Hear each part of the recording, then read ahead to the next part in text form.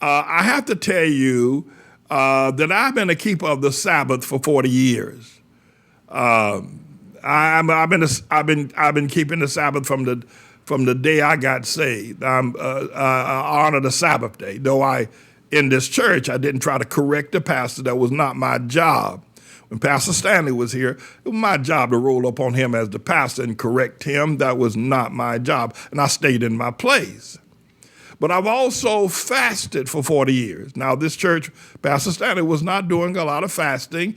In fact, I never heard him say fast or talk about fast or call a fast, but I did, and I've been fasting for 40 years. Now, I never tried to correct him. It was not my job to judge him. It was not my job to judge Pastor Stanley, but I've been fasting for 40 years. And here's the thing I really want to get to, the thing I want to lay upon you. I have been a tither also for 40 years. Now, Pastor Stanley did not talk about tithing. He did not talk about it. He didn't preach about it. He just, he did, but it wasn't my job to correct him.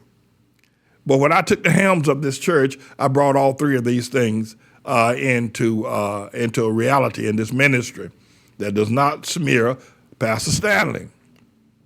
But the thing I want to say is that I've been a tither for 40 years. And I want you to just think about something for just a second. Think about all the blessings that tithing has brought into my life over the past 40 years. And as a result of tithing as an investment in God, whose bank and whose economy never fails or never goes into any kind of a depression or decline, all the blessings that lie ahead of me for having tithed for 40 years, and as I stand before the Lord God Almighty, I've never taken a dime from Jesus. I've never told him I couldn't do it.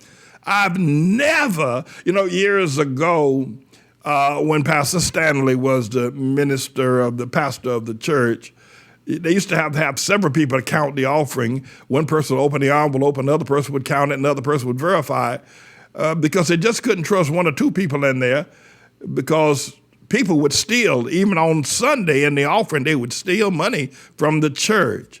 And I walked in on two deacons who were actually taking money out of, when Pastor Stanley was pastor, taking money out of the offering basket. It couldn't have been no more than $300-400 in there in the first place. And they each took, I think, $10 and put it in their pocket. And I walked in and caught them doing it.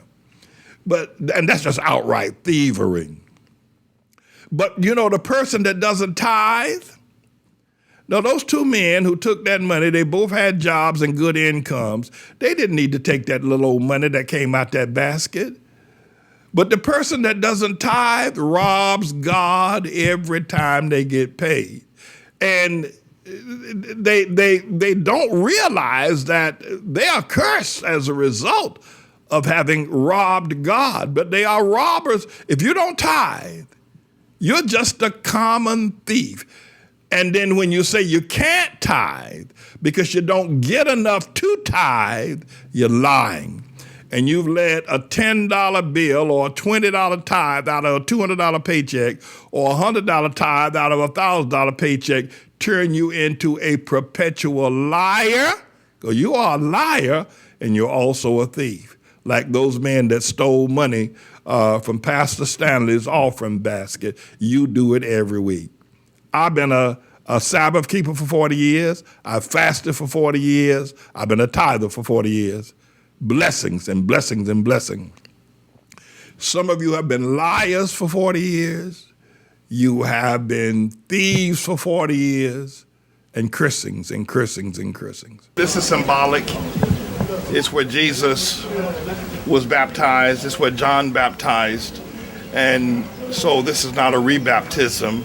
It's just a symbolic, if you will, act of what we're going to do, being in the water at the place where Jesus was baptized. And what I'd like to do is to baptize today that we would come to terms with the understanding of what God is calling for in righteousness. He's not calling for prosperity. He isn't calling for culturalism.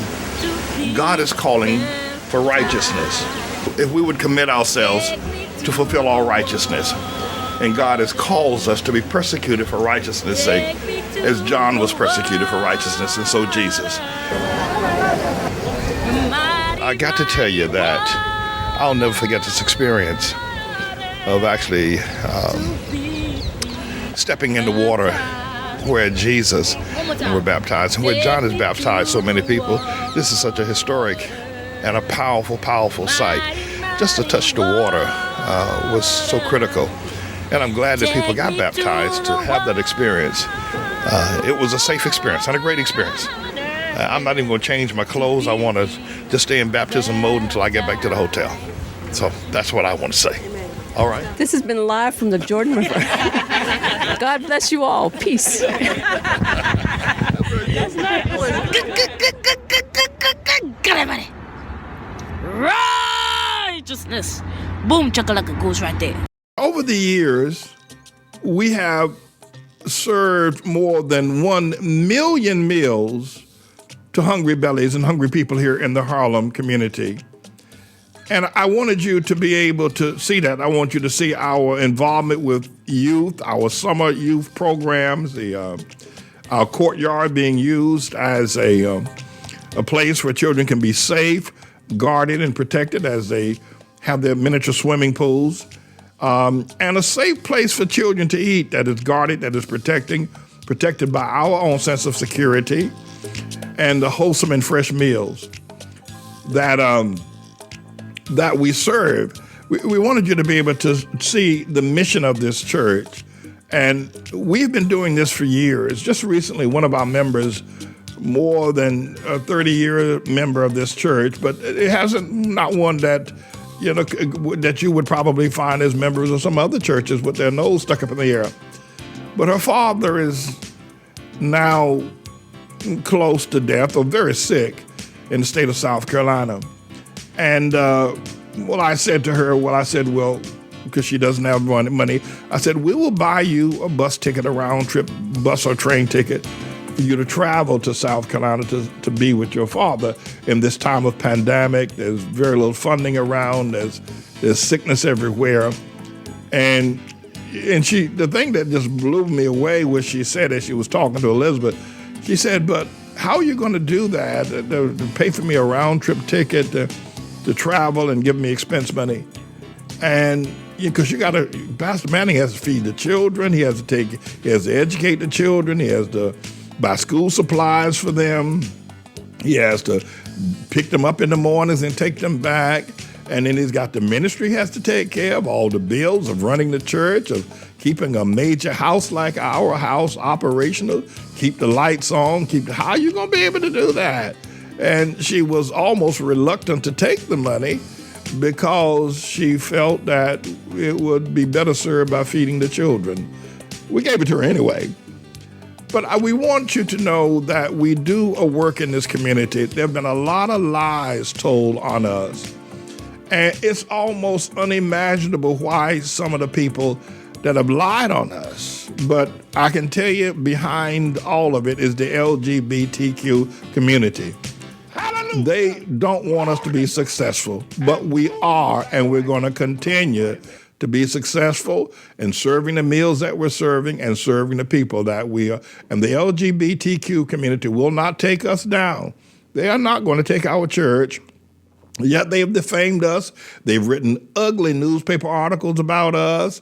They've marched against us. They've done a whole lot of ugly things. But you see what we have done, and that's not even the half of our service to children and to the needy in terms of our homeless shelters and the things that we've done over the years. And we will continue.